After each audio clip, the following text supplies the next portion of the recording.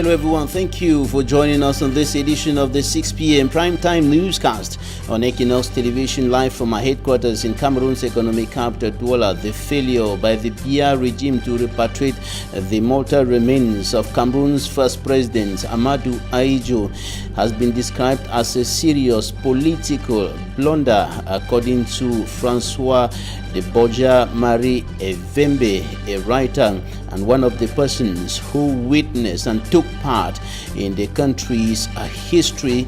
Describes this as a serious problem with damaging consequences in the political and socio-economic life and even socio-cultural life of the Republic of Cameroon. Highways across the country continue recording accidents, leaving several persons dead. At least 4 persons have died on National Road number 5 within the past few days. We'll bring to you details in this edition of the news. And out of the country, Chad military claims victory over rebels. Those were our top stories.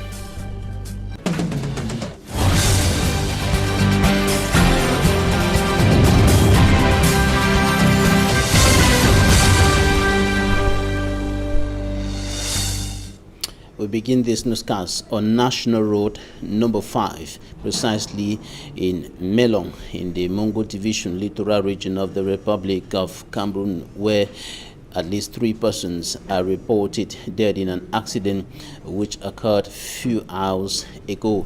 According to information streaming into a newsroom, that accident occurred at about 4:30 p.m. today, and several persons were wounded in that accident, and at least 3 persons have been reported dead in that accident which occurred earlier today on National Road number 5, notably in Melong, in the Mongo Division of the littoral region of the Republic of Cameroon. And that accident is the second occurring on the same highway within the past few days.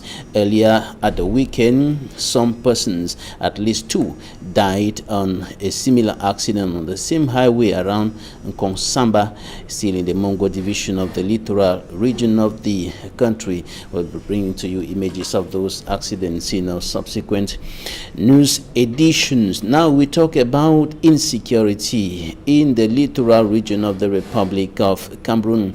Authorities, administrative and military authorities, stepping up efforts to ensure the security and safety of city dwellers in the town of Douala. This is what the governor of the littoral region, Samuel Dieudonné Vahadiboa, told the press today, shortly after a security evaluation meeting here in Douala, and he dismissed information that had been circulating indicating that there was rising insecurity in the Dedo neighborhood. He said that security officials are doing everything to ensure the security of the people in the Dedo neighborhood and the rest of the city of Douala, and why not the littoral region. Now take a listen to the governor of the littoral region, Samuel Dieudonné Vahadiboa.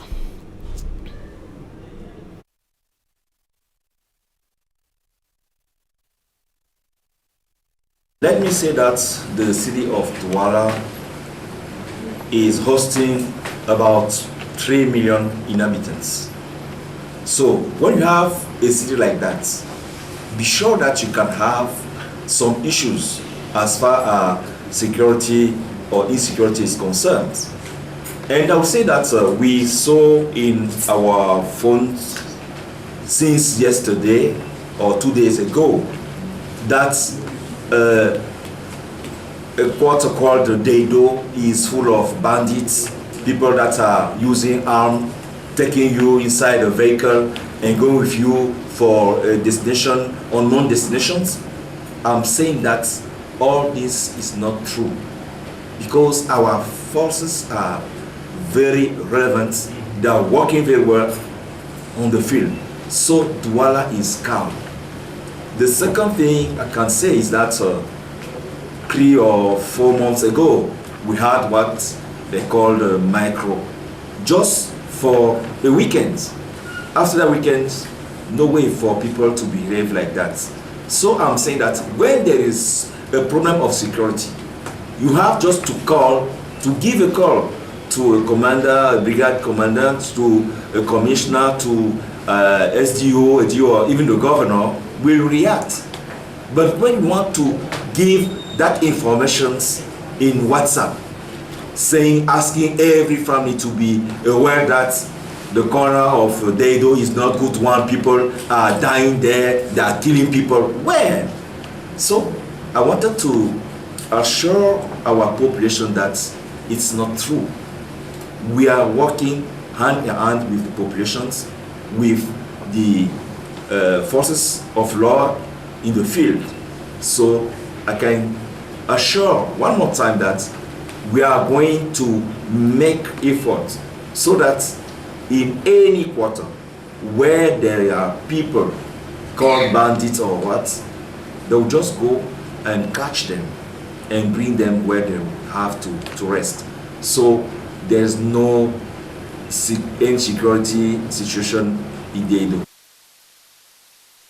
The governor of the littoral region of the Republic of Cameroon, Samuel Dieudonné Ivan-Hadiboa, speaking there shortly after a security evaluation meeting. He, of course, was meeting with top security officials of the region, evaluating the security health of the littoral region of the country. Now we're going to talk about what has been qualified as a serious political blunder by the Biya regime.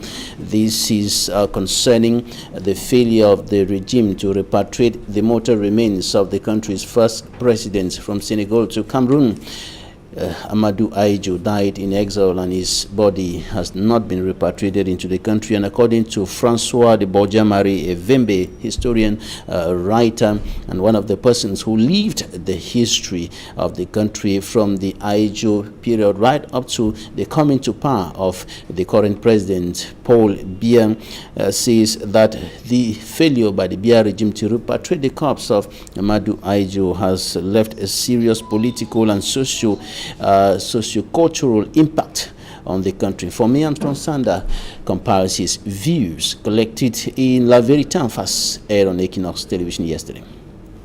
Speaking on Equinoxe Television's flagship program La Vérité en Face, Francois de Borja-Marie Evembe, historian, writer, journalist and politician, says the Biya regime has committed a historic and monumental political blunder by failing to repatriate the mortal remains of Cameroon's first president, Amadou Ahidjo, to Cameroon. Je viens de le dire, c'était une grossière erreur. It was a monumental error letting Ahidjo die in Dakar.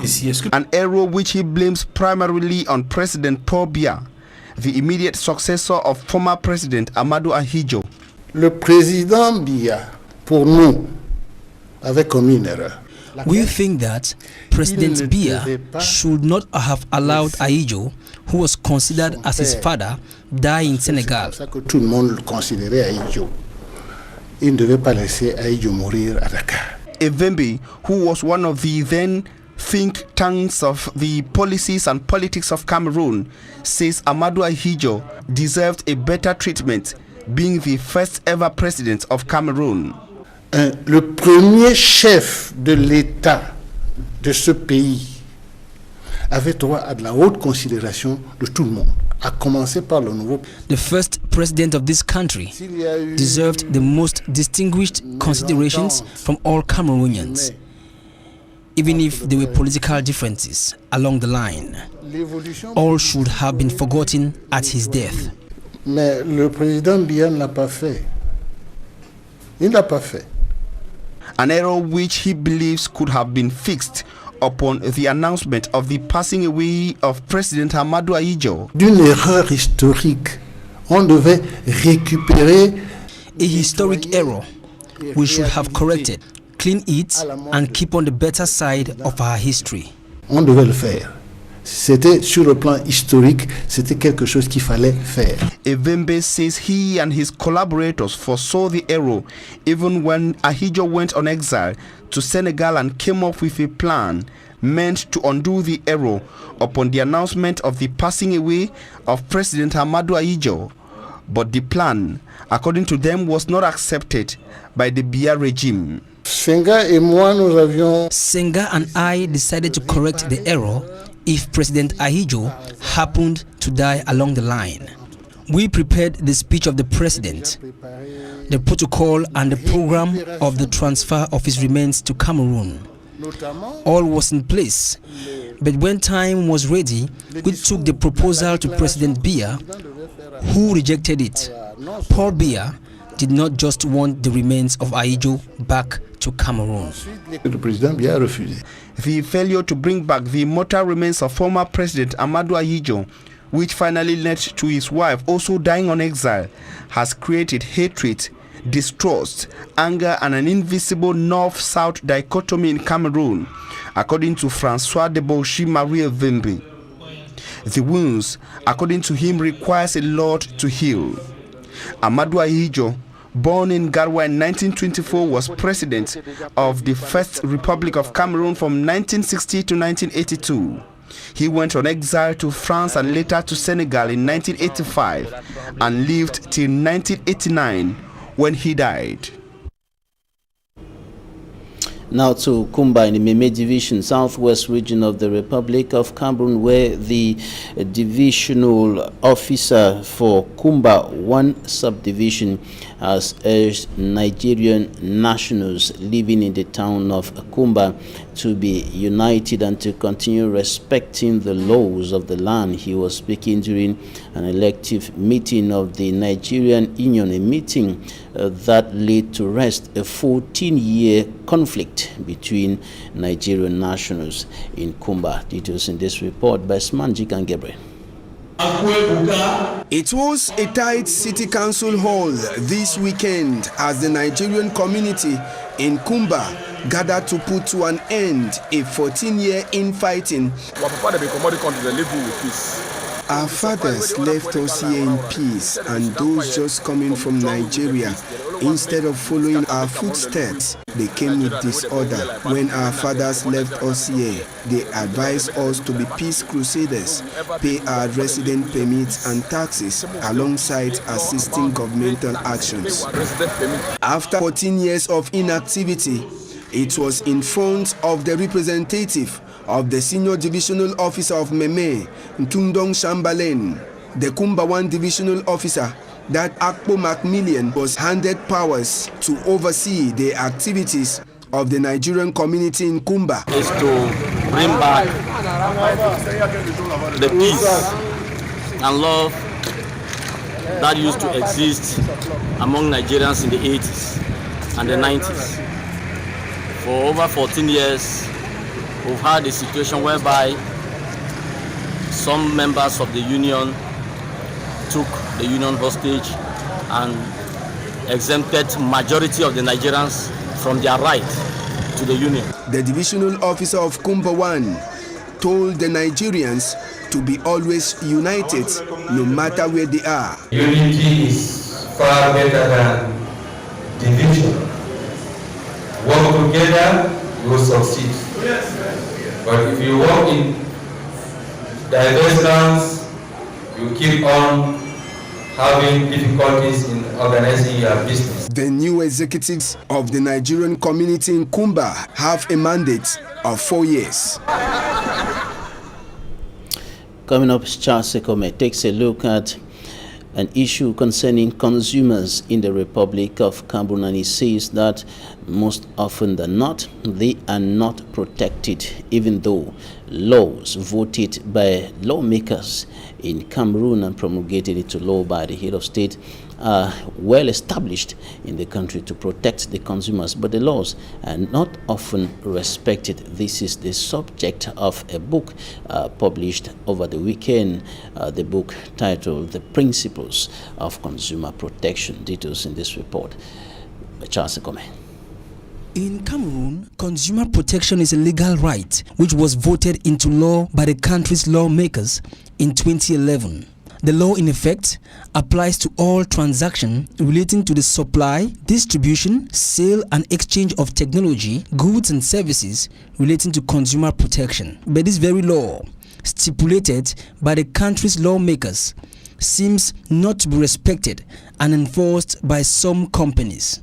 Moreover, so many Cameroonians have not been educated on this law. It is to this effect that an author by name Alvin Longlam Boma has written a book entitled Principles of Consumer Protection, as she also believes that all Cameroonians need to be educated on the subject. What the state can do is actually to institute consumer protection as a subject in all levels of its educational system. We think that information is power.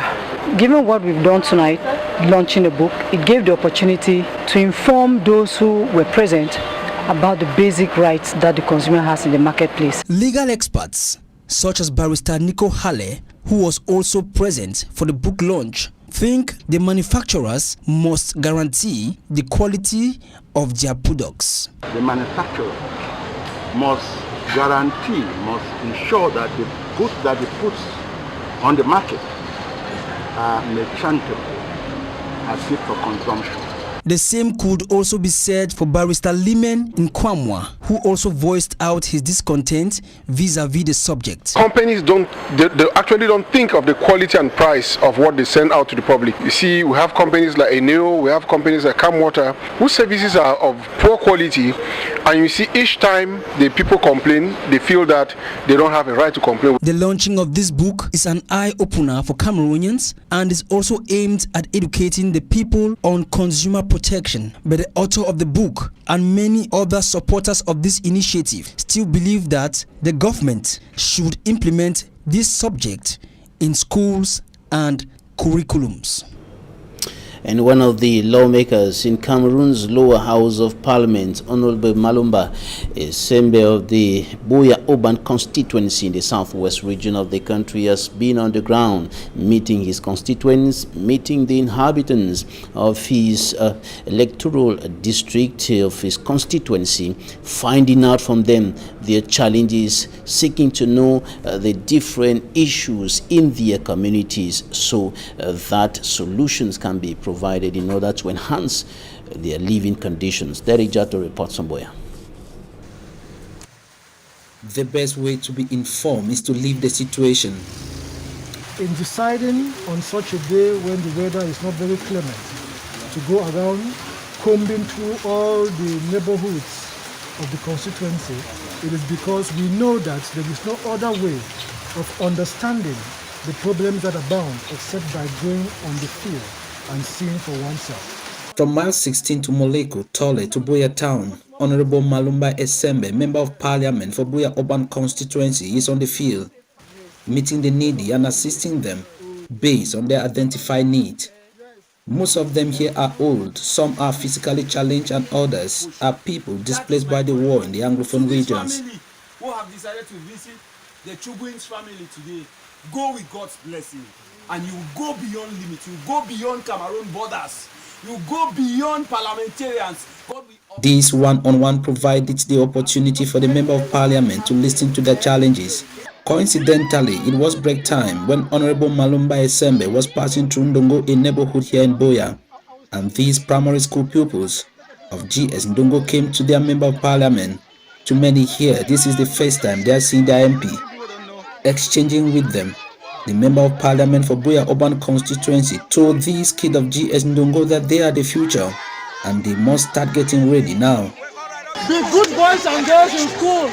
Yes. Take your school work very serious. Yes. If you take it serious and pass all your exams, you will become even greater people than me, okay? Yes. Because the country needs you. You are the future of this country.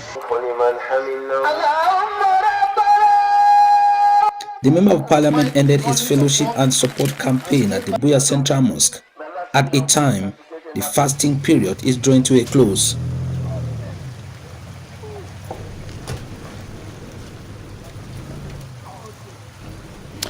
Honorable Malumba Esembe, Member of Parliament for Buea Urban, on the field, meeting with his people. Now to the north region of the Republic of Cameroon.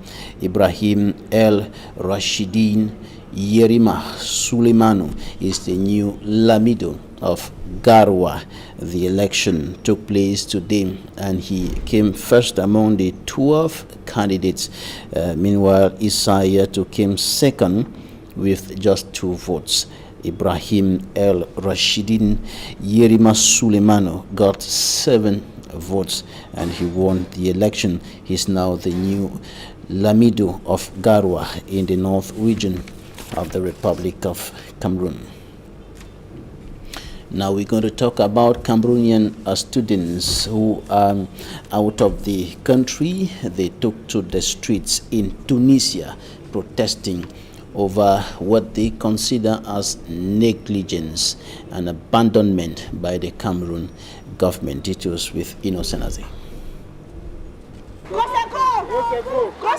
These are Cameroonian students on scholarship demonstrating in front of the Cameroonian embassy in Tunisia over unpaid scholarship dues, some 3 years and others 4 years. Nous sommes là pour revendiquer nos compléments de bourse qui ne sont pas arrivés depuis 4 ans. Their demonstration recently is to say they are tired of endless barren promises.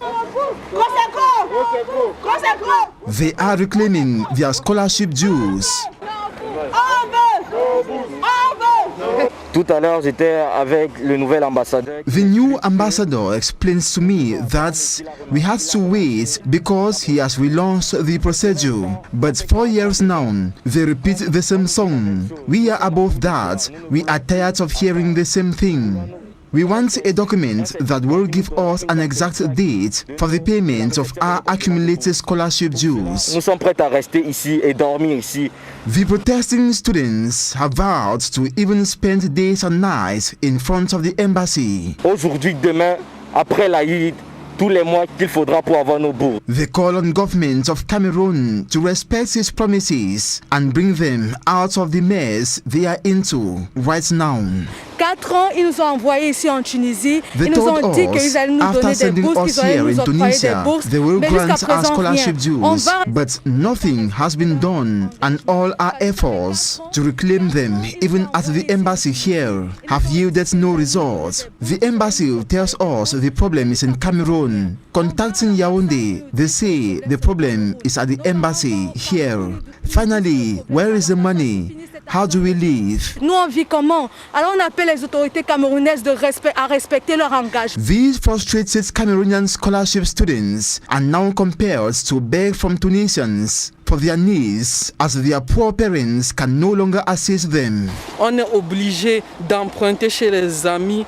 We are obliged to borrow from friends without knowing when to repay. De vivre sous l'aile des Tunisiens qui acceptent de faire certaines aides pour nous. So far, Yaoundé has not yet reacted on this subject matter. Weeks back, Cameroonian students living in Algeria also demonstrated for same reason. At the moment, these stranded Cameroonian students in Tunisia expect prompt reaction from authorities so as to be able to continue their studies in absolute serenity in Tunisia.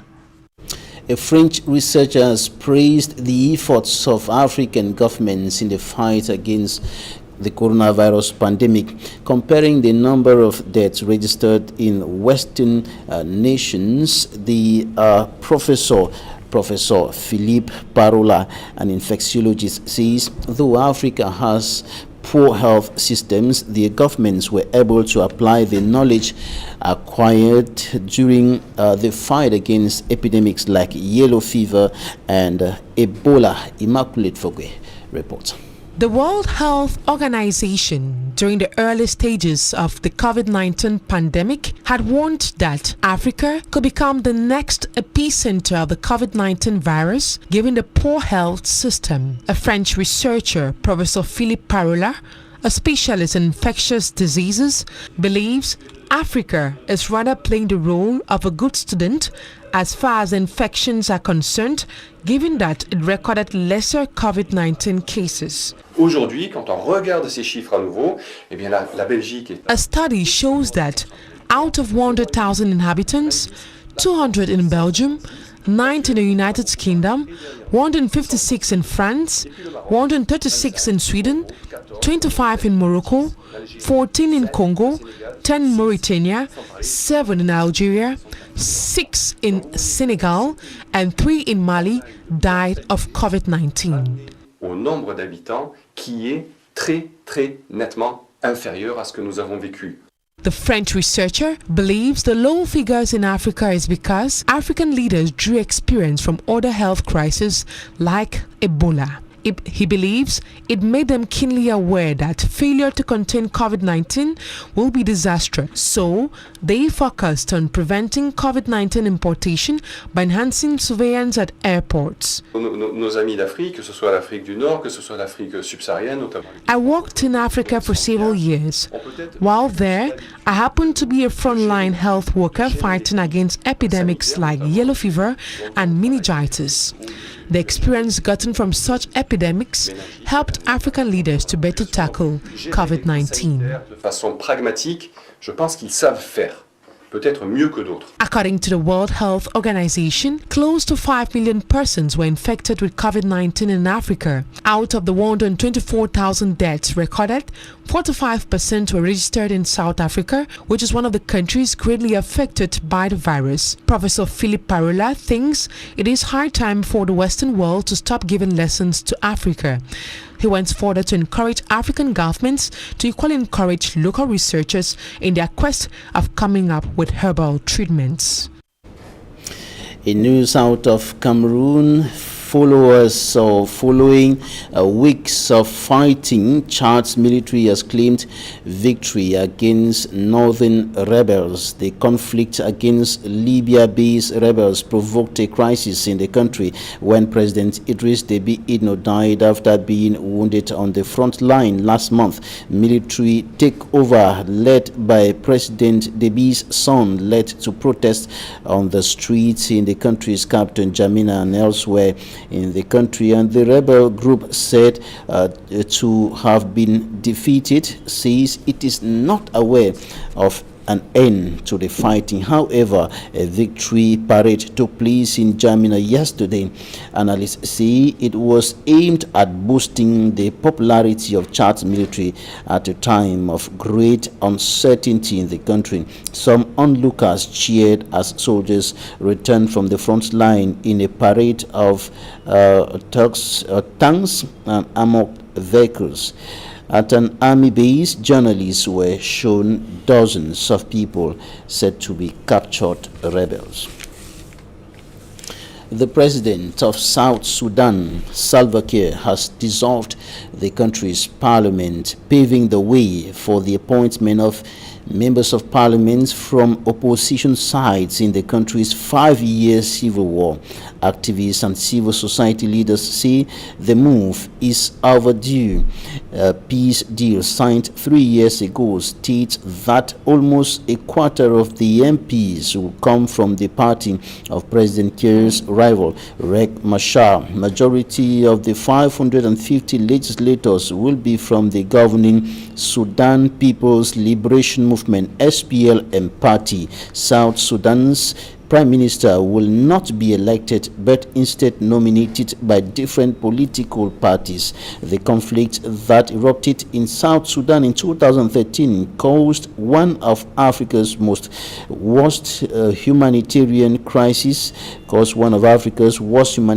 crises, with at least 380,000 people killed and millions forced from their homes. Now, for greater details, take a listen to the president of the Diaspora Forum. It is long overdue. That is what everyone is saying, but it is better now than never. It has been, people have been waiting for this as one of the requirements of the real peace in South Sudan. So it has the unity government has been formed. But it was the agreement itself is very shaky because there are a number of other issues that have not taken place. One of them is the parliament where the opposition will be in it. And the other things, there are other issues that have not been taken care of, like a national constitution, like the economic development, like the transitional justice and reconciliation. So there are other issues that people are waiting for, and we hope that they will fall in place after this parliament dissolution. It will trigger some conflicts because some people might not be happy by the number given to them from the different parties that are signatory to the peace agreement. But to me personally, I think it is better that they fight it inside the chambers of parliament than fight it outside in the different regions and streets where people will suffer and be displaced. So I think this is a very good decision that everyone now who is not happy about the situation of politics in my country, South Sudan. As you know, you see, I am from northern Sudan, but North Sudan and South Sudan, we are one nation in two different countries. So the peace in South Sudan is very important for us. And that's it for the first part of this edition of the news on Equinoxe Television. Talking Point is up next.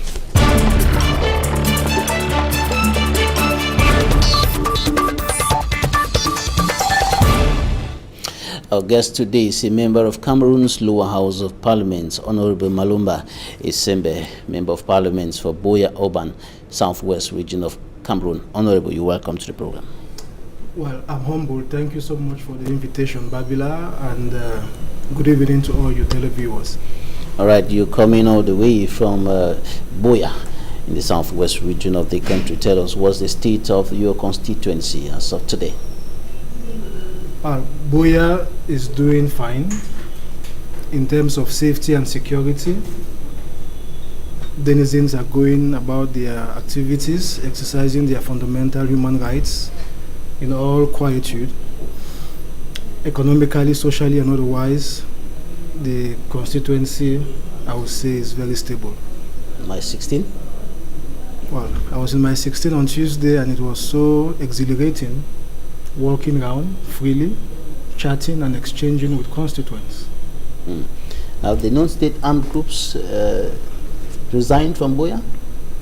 Well, except you have information which I don't have, but if I could go around walking with a host of teammates who accompanied me without any fear, and there was no incident, not just my 16, we went to Munya, Bitiba, newly out, Tole, and other places which in your own imagination could be trouble areas. It's to tell you Boya is fine. But you know, those places have been trouble areas before, where certainly they were confrontations but the fine thing is, today it's a thing of the past, and our expectation and the goal of our continuous striving is that everywhere else in the region and the sister region, like in the rest of the country, will be fine, so that we all can concentrate on the task which is ahead of building our country.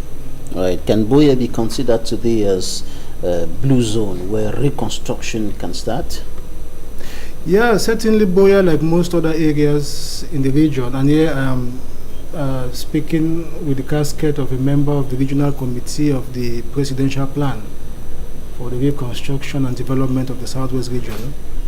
Boya is open, Boya is fine, and the denizens are only craving that the reconstruction should start. You know, so much was lost in the course of the crisis that we lived, and it is high time that we now get to rebuilding, doing it better, as the national coordinator of the plan, Minister Tasson, will put it. In a recent statement, Senator Mbela Mukicha said for reconstruction to take place, the mines must be reconstructed first, and you have been talking with the people, discussing with them. When you get the reactions, do you have the impression that there is some reconstruction taking place in the mine in order to facilitate the reconstruction process and, of course, the return to total normalcy? Why not across the two regions? Anyway, somehow you've just put the sense of the approach I took last Thursday and Friday as I was going on Boya. It's about strengthening cohesion while also boosting the resilience of our people. You know, the first step towards effective reconstruction is cohesion. Simply being that the more people feel that sense of belonging to the community and to the nation, the more they will participate and the more they will even perform.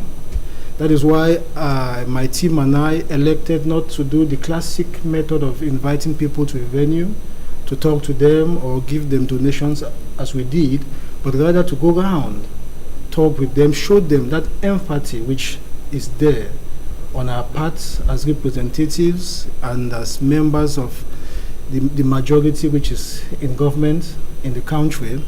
And to tell you what, this was inspired, I would say informed, by the policy and the vision of our clairvoyant head of state, President Paul Biya.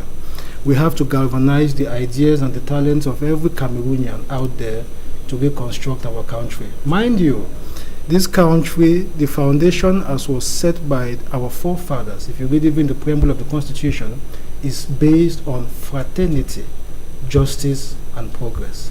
Fraternity means you go out there, you meet your brother, you meet your sister, both the underprivileged and the privileged. As a representative, you exchange with them so that you can effectively curb their ideas and their aspirations. That is what we did.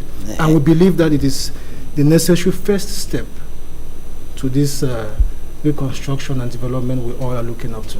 Many of the inhabitants of your constituency have certainly suffered some of the devastating and irreversible consequences of the crisis. What's their state of mind as of now? Are the wounds healing? Are they getting to shift away from the pains, the sorrow, and the frustration to start thinking somehow positive, so to speak, that's possible total return to peace and normalcy? Well, the consequences maybe were devastating, but not irreversible. There is plenty of hope in the horizon. That's why even those who have lost loved ones, they will never see them again. That's what I mean by irreversible. Exactly. That's why you see, if you followed keenly from your correspondent on the ground, what we did, and permit me in 1 second to appreciate my alternate, Madame Enanga, Georgina Sanga, and the rest of the team who were with me. The action actually was faith-based. We worked with some pastors who are the ones who identified these needy persons in the community, likewise with the Imam of the Boya Central Mosque as concerns the Muslim community. Faith, because like I happened to say while on the field that day, faith is what has always enabled us as humans, individually or collectively, to overcome challenges. Faith is what has always made us to look up to a future we don't know about. Last February, 55th edition of Youth Day, the head of state, President Paul Biya, in his address to the youths, told us to have faith in a Cameroon where all of us can work for the general interest. Faith, faith, faith. Without faith, we are nothing. And that's why I say it is not irreversible. The people in this constituency, like most of the region and the sister region, are resilient because they have faith not just in their belief systems, but also in their country. That's why, fortunately, the bond, the center, is still standing and will remain one and indivisible. What are some of the things that they told you? Those mothers, fathers, children, what are some of the things that they told you? Basically, for most of them in Boya, what cut across is the issue of water. Water supply is problematic in Boya. Most of them lamented about this.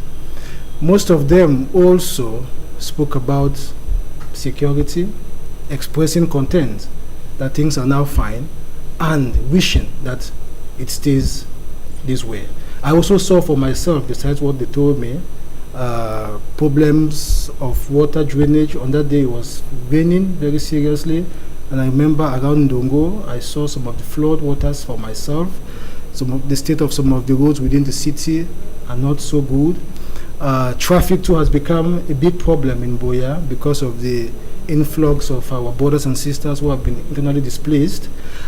These are a couple of the issues I met. I remember, like in Tole, I also had the chance to stop by the primary school, and I saw for myself firsthand some of the problems there, both in terms of the infrastructure of the school and in terms of the neediness of the kids. Most of the people come to school and their parents are not able to afford. Now, what is important, like I happen to have mentioned on Saturday when I was talking to journalism students in UB on the sidelines of Press Freedom Day, we have a collective responsibility to be generous. You must not be a representative member of parliament before you can extend the hand of fellowship to a brother. I told the students in UB, for instance, that you can also go and offer a book to your brothers and sisters in Tole. We are not denying the fact that we are a country which is still emerging, and this means we have problems. Even the ones which are considered developed have problems. All right, we have to work together to solve them. have some few seconds to go, but before that, we have been seeing Honorable Malumba doing some things that people at your position don't often do. We don't often see them doing. I remember before your election, if my memory does not fail me, we saw you washing cars at the washing point, and just a few days ago, we saw you carrying a bag of rice. So that in those images, stepping your feet into some kind of runoff and so on. What's the message you're communicating there? Is it some sort of a one-man show or a strategy? Far from that. I made a pledge during my campaign. I was here, I remember, to talk on my manifesto, and the first thing I said, it was a promise to be a best friend to every inhabitant of the city of Boya. A friend means you are there. A friend in need, a friend indeed. A friend need, a friend indeed, and a friend who is always present. But we will not separate with you like that, because you are the president of the Pan-African or the Parliamentary Network of MPs for Road Safety. In just some few seconds, with the permission of my technicians behind the cameras, a reaction on the accidents recorded these days on National Road number 5. We have about 6 persons, close to 6 persons who have died on that highway. Some died just today. Each time it happens, it is sad, and we use this opportunity to express our deepest sympathies to the families of the bereaved, and also encouragements and our best thoughts to the survivors. Now, I must tell you that the day-to-day management of policy on road safety is that of the executive, led by the Ministry of Transport and other departments which are involved. As a network in Parliament, let us be clear that our task basically is to accompany the government in fighting this scourge through catalyzing legislative reforms and also indirectly and directly controlling government action. This is what we were able to do during the last session in March, precisely on March 23rd, where we used the platform of a special plenary sitting to get all ministers, all members of